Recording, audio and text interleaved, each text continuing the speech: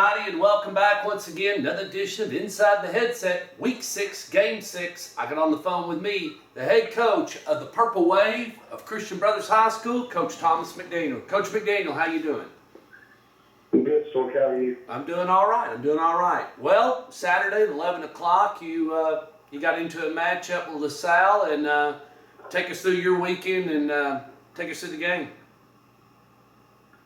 We had a great trip up. I mean, it's an 8-hour ride, so it's a long trip to Cincinnati from Memphis. But kids handled it well. Did a good job at the hotel. Obviously, that can be scary with 85 players in a hotel, especially when you're in downtown Cincinnati. And you got some kind of comic festival. You got Oktoberfest. You got some big wedding. There's just about every distraction possible in the hotel. It was kind of scary, but our kids handled it great, and I thought they did a great job there. But Saturday, bottom line is we played a team that was much more mature. I'm just talking about physically. They had the kind of experience that we would hope to have in 3 or 4 years, and just a very good football team. And there's a lot of positives to take from it, a lot of things that we learned, and our kids have done a great job of bouncing back this week. But we obviously got our first taste of the pie, that humble pie, so to speak, and but we've worked hard from it. Kids have been resilient, and we're going to take the things that we can and learn from it and get better. I saw just a little bit of the video. I looked at the game just for a little bit. It looked like a pretty nice venue where you played at. Yeah, great school, great setup, unbelievable support. Again, very similar school to Christian Brothers as far as just it's a LaSallian school, hence the name LaSalle, but we're also a LaSallian school, and there's a lot of things about the school, again, from a football program perspective, that are very similar to us. It's just that it was obvious that they're a little bit further along in the weight room. They've got some explosive kids on both sides of the ball, and it's where, kind of where I hope to envision our program will be in a couple of years. But they got a punter going to Ohio State, tailback's going to Cincinnati, linebacker's been offered by, I think, Michigan State and several others. And then they got big offensive linemen, active defensive linemen, big linebackers. So they're as good as any team that you or I've seen. I didn't see Hoover or Clay Chalkman in person, but I can tell you they're every bit as talented. They're ranked in the USA Today for a reason. They're that good. And, I think the encouraging thing was we took it across the 50 on our first drive, and then at the punt, kind of shot ourselves in the foot. They went down and scored pretty quick, and then we answered with another. We answered and went down the field and scored to make it 7-7. We had 14 first downs in the first half, I think, and we had 23 first downs in the game, and that's unheard of in high school football. So we've moved the ball at times very well. But I think our deficiencies, and I'm going to say, honestly, and I know that people are going to get upset with me by saying this, but I think our lack of coaching. I have been on our coaches about paying attention to details and a lot of the little things that are getting overlooked. You're going to be able to get away with them with some of the people we play, but when you're going to play people that are superior to you, you better be, every little thing makes a big difference. And we were able to use a lot of those.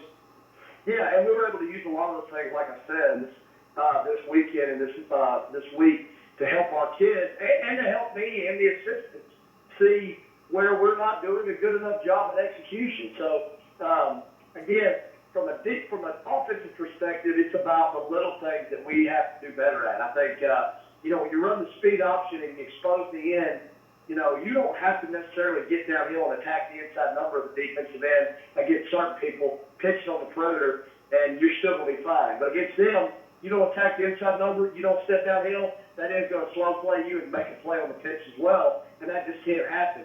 We're running the power read and the tailback's cutting off the quarterback and then trying to get back outside and getting tackled. That's a line of scrimmage because he's not, getting vertical before he starts his rainbow effect down to the line of scrimmage. So just a lot of things that you would take for granted at times, that we as coaches take for granted, and the kids definitely take for granted.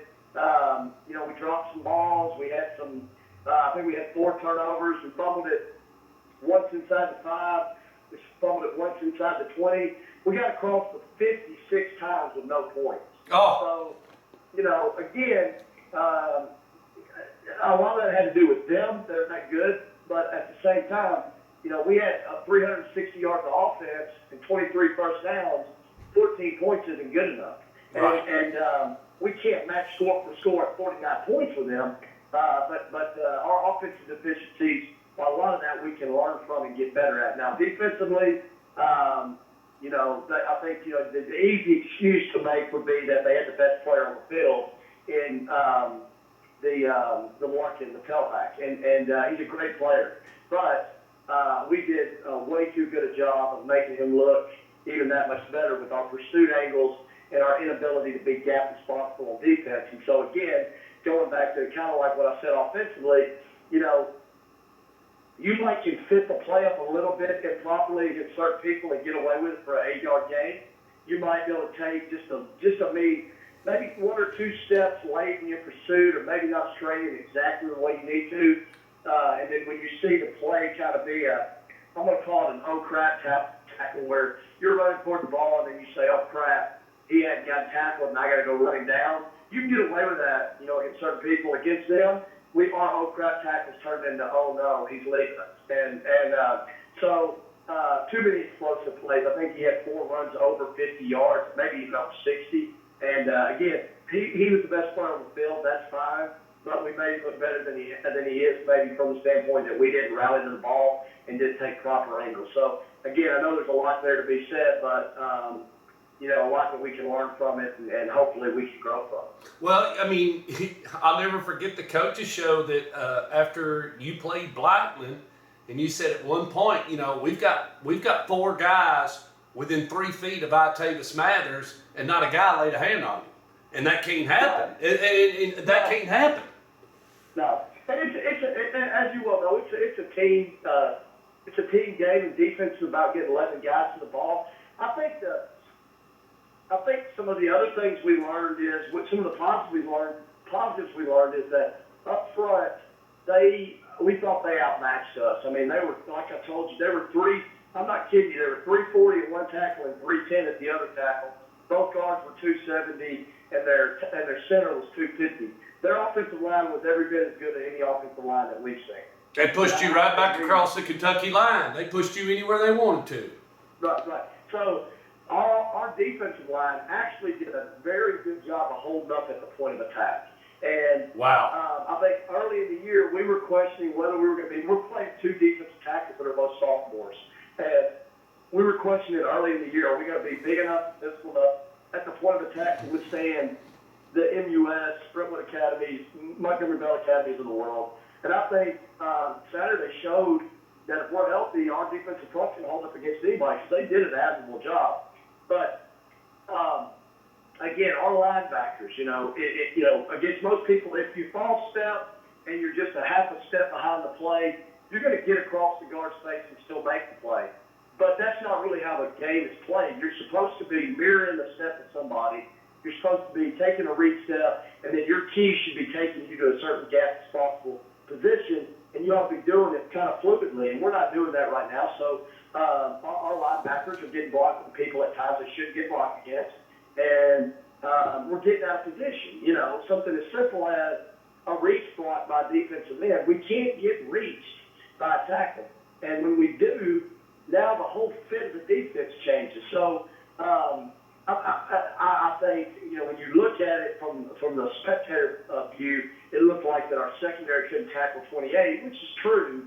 But the bottom line is, it's 11 guys got to fit the play up right, and we were a step behind. And like I said, you're a step behind against certain people, not a big deal. You're a step behind against competition in the top 25 in the country, and it gets exposed quickly. So again, the positive being something to learn from. I think our kids really did take advantage of the opportunity.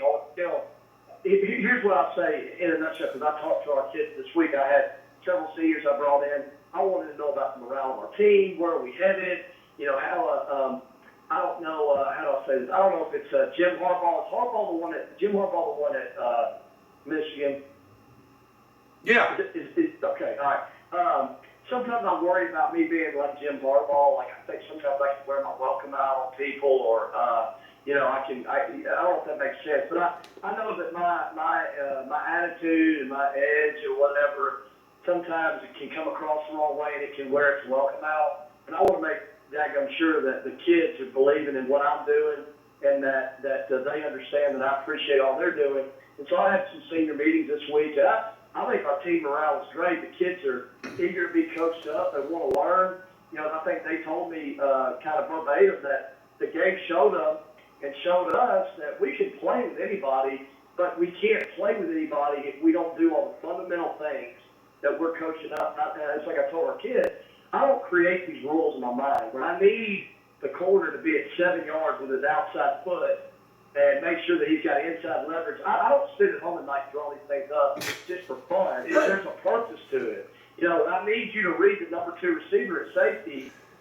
There's a reason for that. When I need you to make a stretch call and read across to the 3rd receiver, there's a reason for that. So everything, I think it's just kind of more even solidified to our kids. Hey, what we're telling you is of the utmost importance, and it's not really a suggestion, it's a demand, and we got to do it that way if you really want to be successful. So again, I really feel like we're taking the most from that butt whooping, and it's like I told our kids on Saturday morning, it's good for the soul. You can say what you want. I used to be pouty and upset and carry it on my sleeves.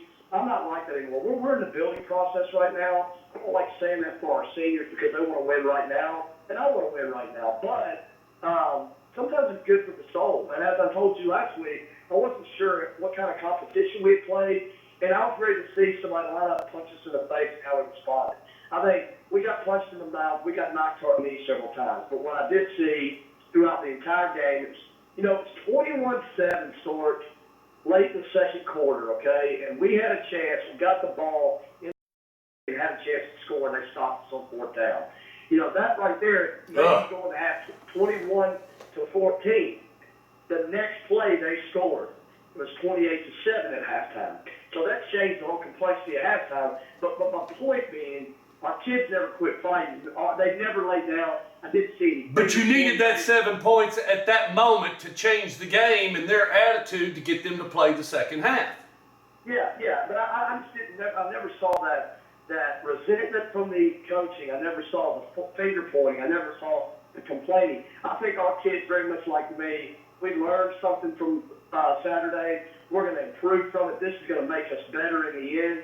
And we could play with them if we do some things differently, but we got our butt whooped. There's the bottom line. It was good for us. We're going to learn from it, and it's going to make us better in the end. I think that's where our kids feel, and that's why we're moving forward now. I think we've wiped the slate clean. I don't think we've missed a beat at practice, and now we're going to get back to Christian Brothers football, trying to get better. And I think even clearer perspective on, hey, why is coach keep telling you this or saying this or giving you this rule? Because it matters. It means something. We need you to do it this way all the time so that we can continue to improve.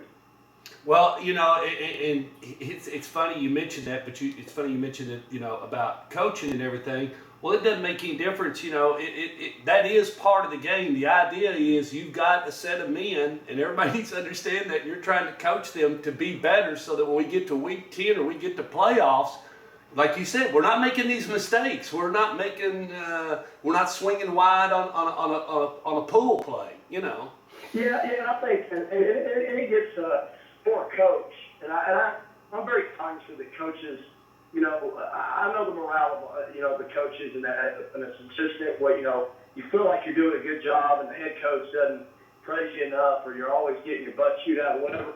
But I think we had to go back and I'm continuing to have to stress to the assistant, you can't assume anything. I think the old saying about assuming. Oh yeah, everybody knows what assume means. But we assume too often that they understand this about football, or they understand that. Or hey, I remember I told them this once. One of the things about high school football is you got to rep it about. It's the 10,000 hour rule, man, and I really don't have 10,000 hours. All right, and 21 days.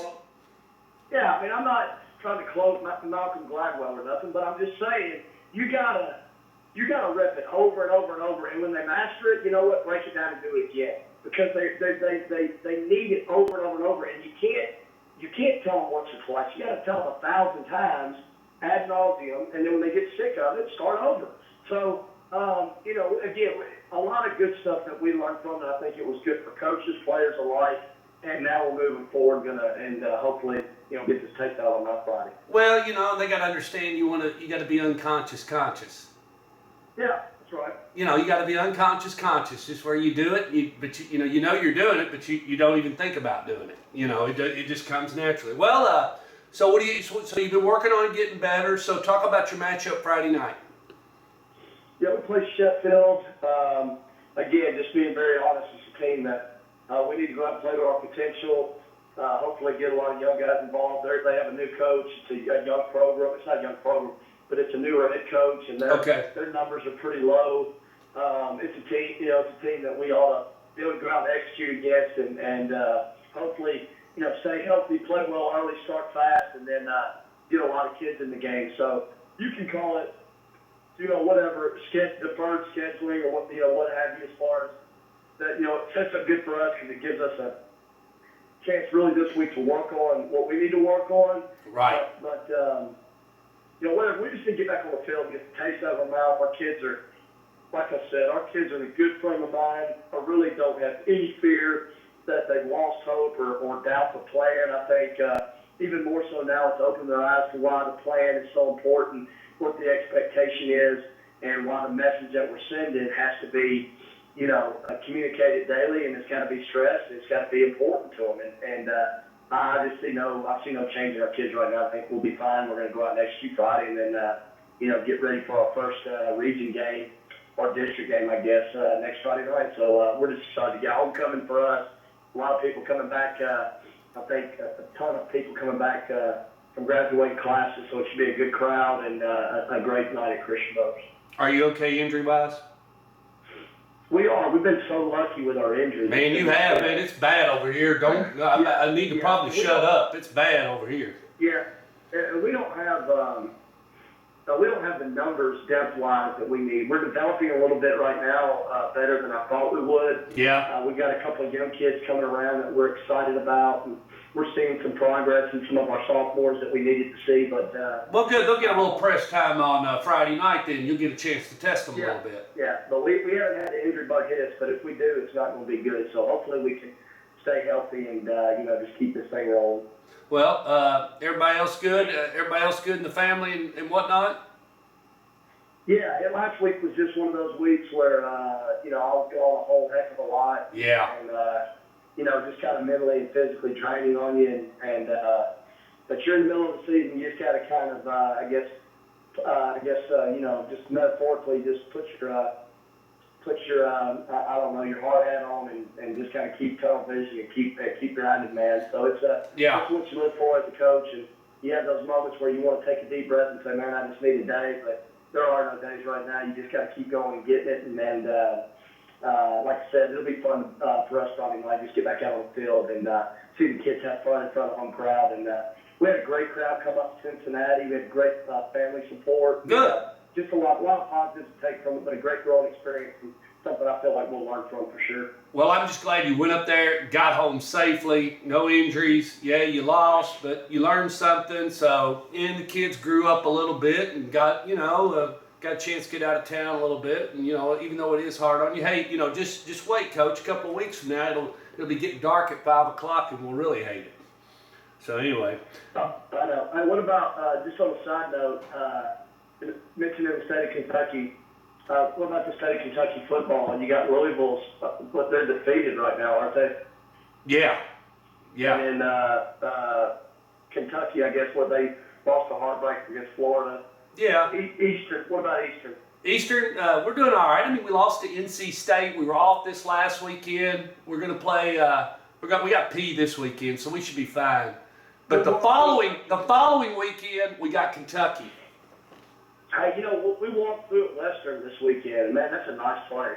Oh, my brother graduated from there. Hilltoppers. I grew up 45 minutes. Let me tell you something. The greatest quarterback, one of the greatest quarterbacks that ever played the game was Willie Taggart, and he was the first Michael Vick. Oh, man, he beat us in both his junior and senior year when I was at Eastern. He was a really good quarterback, Coach. He could run What year and did you throw. graduate at Eastern? I was 92 boy. I got there in 80. I got there in 86, and I was there till 92. But all kid years. I was there for all Roy kid years. So you know. Yeah, I played when kid was there. Were you on the 7-year plan sport? Yeah, I was. I was on the 7-year plan. You must have got your doctorate then. Okay, congratulations. You're funny. All right, join the passion of the Purple Wave and Coach McDaniel as he tries to get back on the win track. That is Friday night, not on Saturday. Friday at 7 o'clock over at his house. So y'all be there.